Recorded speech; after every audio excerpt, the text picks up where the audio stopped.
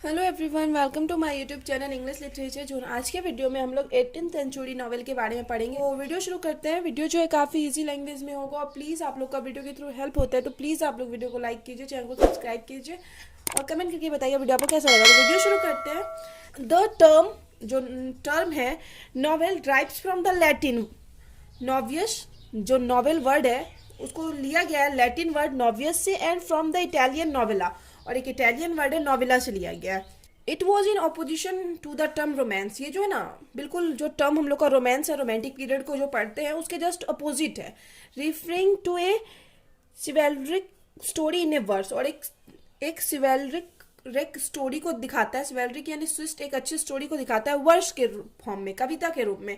तो यहाँ पे हम लोग का एक वर्ड आया रोमांस। तो रोमांस से हम बोले रोमांटिक पीरियड के जो भी पोएट जो उनका थीम होता था, तो रोमांटिक पीरियड के कौन कौन से फेमस पोएम है उनका आपको एक बार रिकॉल कर लीजिएगा और याद रहे तो आप कमेंट में भी मतलब बता दीजिएगा कि ये 3-4 पोएट रोमांटिक पीरियड के हैं।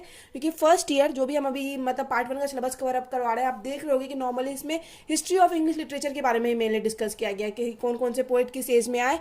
तो आप लोग के लिए पूरा हिस्ट्री का नॉलेज बहुत इंपॉर्टेंट है इंग्लिश लिटरेचर का। अगर आप लोग को इंग्लिश मतलब अच्छे से सॉल्व करना है क्वेश्चन, तो पूरा इंग्लिश लिटरेचर का लगभग नॉलेज होना ही चाहिए। There are many causes which brought to the development of the novel. ढेर सारा कारण था जिसकी वजह से क्या हुआ, नॉवेल का डेवलपमेंट हुआ 18th सेंचुरी, मतलब नॉवेल डेवलपमेंट में है। इसमें से कुछ कारण दिया हुआ। एक्सपेंशन ऑफ रीडिंग पब्लिक, क्या रीडिंग पब्लिक की जनसंख्या या संख्या का विस्तार हुआ, संख्या बढ़ी कि लोग पढ़ना चाहते थे। Growth of new middle class, एक नए तरह के मिडिल क्लास का ग्रोथ हुआ जो कि थोड़े पैसे वाले थे।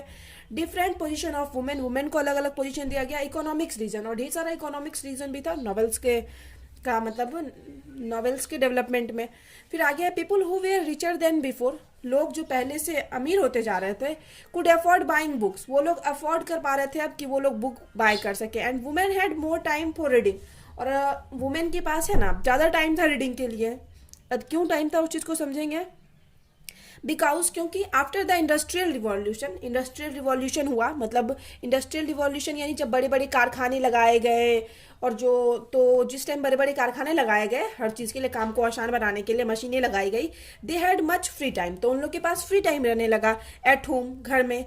दे could buy in shops the products which before were handmaded in the house, मतलब जो जो औरत लोग क्या करती थी, जो पहले प्रोडक्ट हाथ से बनाती थी घर में, जिसमें काफ़ी टाइम लगता था जिस वजह से वो बिजी भी रहती थी।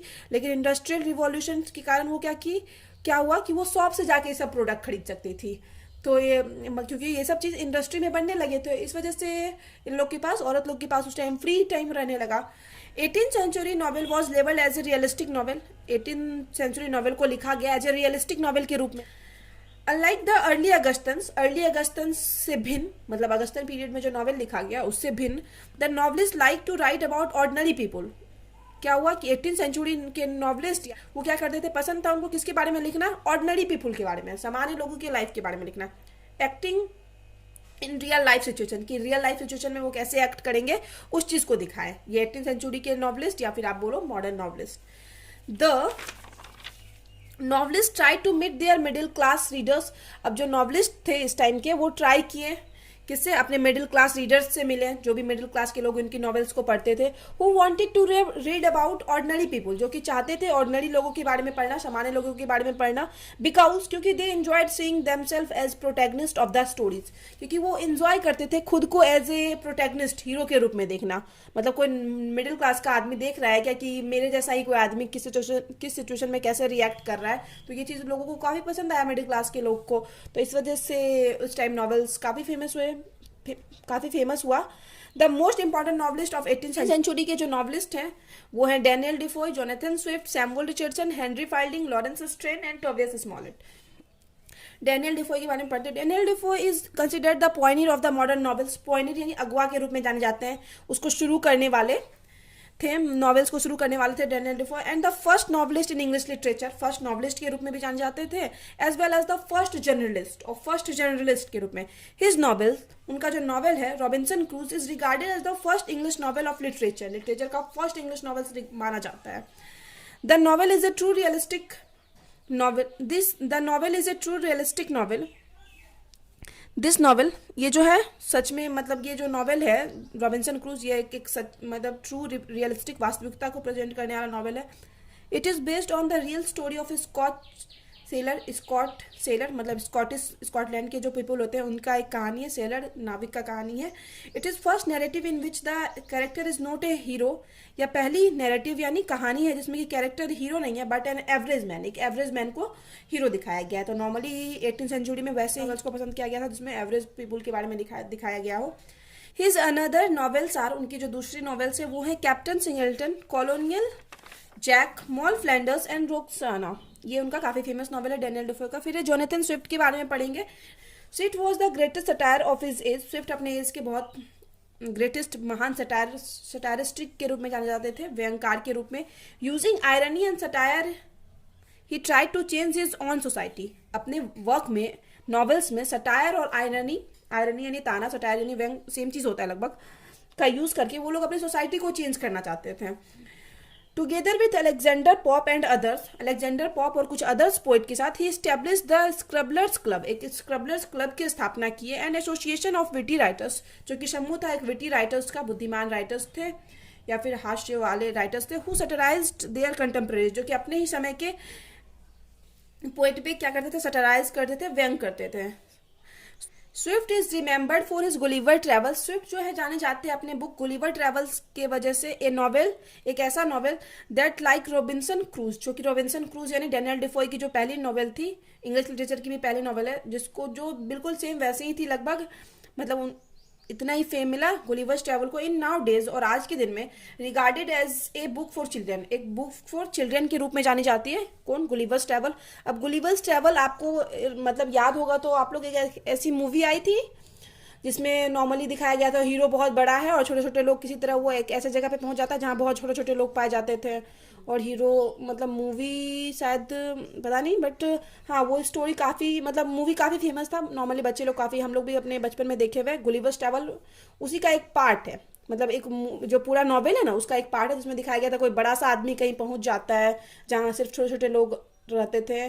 तो शायद मूवी का नाम है जजंत्र ममंत्रम, उसी पे मतलब इसके फर्स्ट पार्ट गुलिवर ट्रेवल्स के फर्स्ट पार्ट में वही सेम चीज़ दिखाया गया था, तो इसलिए इसको अब आज के डेट में बच्चों का बुक माना जाता है। तो Gulliver travels divided into 4 part में बांटा गया, जिसमें बताया दिया कि पहला पार्ट जो मूवी है उसी में था। In first part novels he attacks the English government, first part में वो अटैक करते हैं, व्यंग करते हैं, हर नॉवेल्स के थ्रू भी वो व्यंग कर रहे हैं, ताना कस रहे हैं, कुछ बताना चाह रहे हैं हर इंसान को, व्यंग करते हैं इंग्लिश गवर्नमेंट पे। इन सेकेंड पार्ट में ही attacks the judicial and political system पे अटैक करते हैं, न्यायिक और पॉलिटिकल राजनीतिक सिस्टम पे।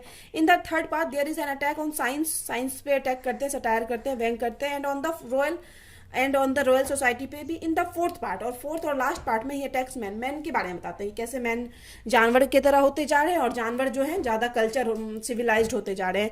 ये तो नॉर्मली हम फर्स्ट और फोर्थ पार्ट तो पढ़ रखे हैं, लेकिन ये सेकेंड और थर्ड पार्ट के बारे में ज़्यादा हम नहीं पढ़ रखे हैं, बट बाकी हमको फर्स्ट पार्ट और फोर्थ पार्ट का नॉलेज है क्या क्या स्टोरी है। तो इसमें नॉर्मली घोड़ों से कंपेयर करते हैं इंसान को, और उसमें भी दिखाया जाता है कि इंसान असभ्य है, अनसिविलाइज्ड है, और घोड़ों को दिखाया जाता है कि वो सिविलाइज्ड है, अच्छे से रहते हैं।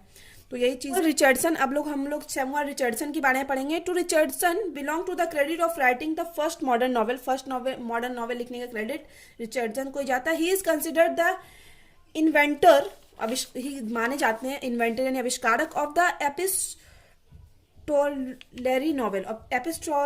नॉवेल के रूप में जाने जाते हैं।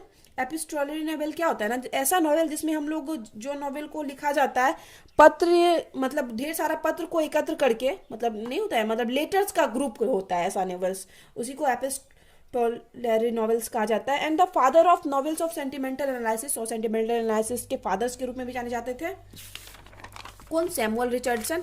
फिर आगे he started his career as a novelist, अब एज ए नॉवलिस्ट जो अपनी करियर की शुरुआत किए आफ्टर हिज 50, अपने 50 के बाद के he make a novels from the letters, अपने हम जो बताएं कि एपिस्टोलरी नॉवेल के लिए, तो वो अपने नॉवेल को भी जो बनाए फ्रॉम लेटर्स के से ही बना, जो कि है पैमेला और वर्च्यू रिवॉर्डेड।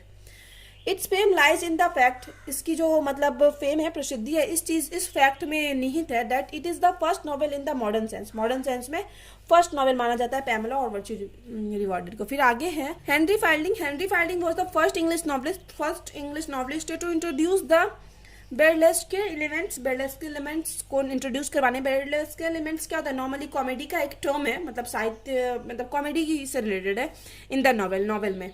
ये इस चीज़ को, बेरलेस्क के एलिमेंट्स को इंट्रोड्यूस करवाए थे। Defined his novels as comic epic poem in prose. Comic epic poem मतलब नॉवेल्स को इसी तरह डिफाइन किया गया था इनकी नॉवेल्स को। लाइक रिचर्डसन की तरह Fielding did not write many novels. Fielding क्या, ढेर सारा नॉवेल्स नहीं रखे। हिज नोटेबल नॉवेल्स इंक्लूड, इनके नोटेबल्स प्रमुख नॉवेल्स में इंक्लूड यानी शामिल है जोसेफ एंड्रयू, जिस पे भी हम वीडियो अपलोड कर ही रखे हैं, the history of Jonathan Wild's, the history of Tom Jones and Amelia, ये सब इनका काफ़ी फेमस नॉवेल है। फिर आगे Laurence Sterne in his own time, अपने टाइम में Sterne was considered as anti novelist के रूप में जाने जाते थे, मतलब नहीं लिखते थे ज़्यादा पन्ना। He did not follow the canons of the realistic novel के लिए जो सिद्धांत था उस चीज़ को वो ये फॉलो नहीं करते थे Laurence. He is the closest novelist of the modern ones of all 18th century, तो लगभग नॉवलिस्ट थे। हिज नॉवेल्स, उनका जो नॉवेल है Tristram Shandy and a sentimental journey through France and Italy was written in 9 volumes, को 9 volumes में लिखा गया है। फिर आगे हैं टोवाइस स्मॉलेट, तो टिवाइस स्मॉलेट जो है, Smollett is best known for his 3 novels, अपने 3 नॉवेल्स की वजह से मेनली प्रमुख थे। रॉड्रिक रैंडम, उसके बाद है Peregrine Pickle and the Humphry Clinker, ये काफ़ी इनका फेमस नॉवेल है। His novels influence later novelist, इनकी नॉवेल्स से क्या बाद के जो नॉवलिस्ट हैं, उपन्यासकार हैं, वो प्रभावित हुए, इंक्लूडिंग उसमें शामिल है चार्ल्स डिकन भी मतलब इनकी नॉवेल से प्रभावित हुए। He was a Scottish poet, वो एक स्कॉटिश पोइट थे। यहाँ पे खत्म होता है, ठीक है। फिर आगे हम लिखेंगे 18th सेंचुरी नॉवेल्स में।